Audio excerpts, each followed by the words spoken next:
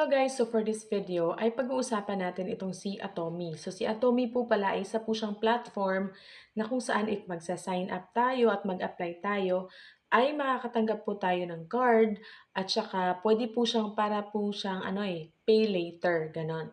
So makakatanggap tayo ng card, then we can use the card tapos we can pay po 3 to 6 months, yung mga ganon.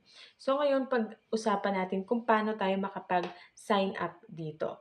So, click natin itong get started. So, makikita nyo po dito, you can loan up to 55,000 tapos you can pay the bill 3 to 6 months. Ganun. So, click natin yung get started dito sa baba.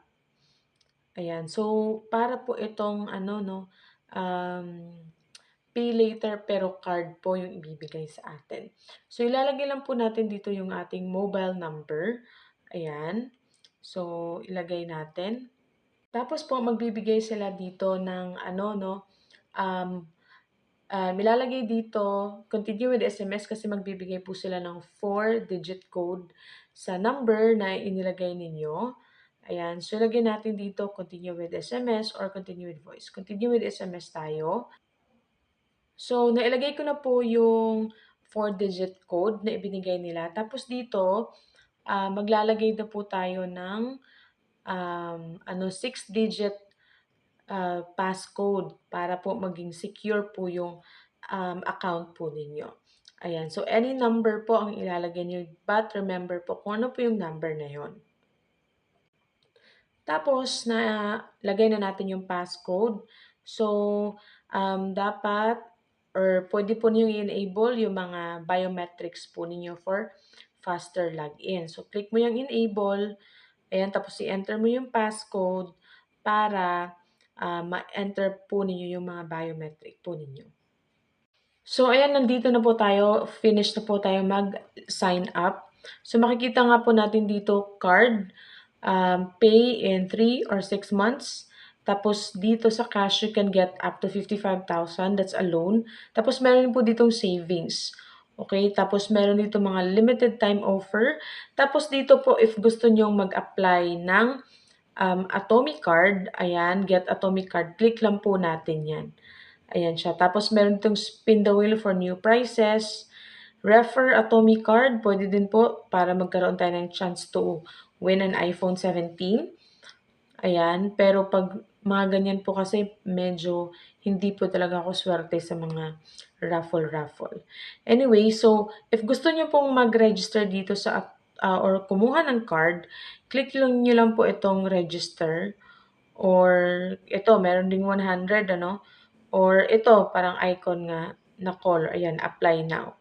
Or itong dito sa taas. Ito siya. Get started with Atomy card. Ganun. Kasi ito pwede nyo pong i-pay ng mga bills ninyo, like sa internet, sa tubig, ayan siya, sa bills ninyo sa kuryente, or yung mga mga emergency na kailangan nyo ng funds. Tapos, ganyan. Para po siyang credit card, pero, siya, 3 to 6 months na pwede nyong bayaran. Tapos, wala po siyang interest, basta na mabayaran nyo po ng, ng on time. At saka, tingnan natin kung meron siyang annual fee. Pero sa mga narinig ko po, wala po itong annual fee. Anyway, makikita po natin yan.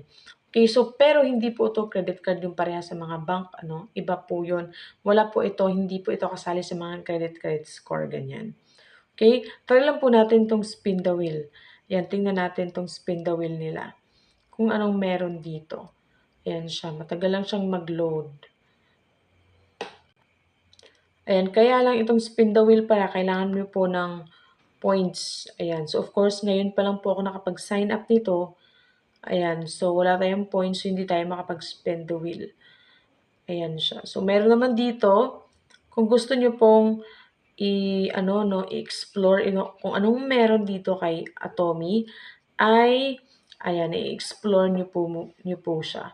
Ayan, so sa next video po natin ay tuturuan ko kayo kung paano po tayo makapag-apply ng card dito. So, I think hanggang dito lang po muna yung ating video. Sign up muna tayo. Pagkatapos niyan, mag-subscribe kayo, hit the notification bell and like the video para po ma-notify kayo sa susunod natin na video dahil tuturuan ko po kayo kung paano po mag-apply ng card dito kay Atomy. So hanggang dito lang po yung ating video. Thank you so much po for watching. Have a great day and God bless po sa inyong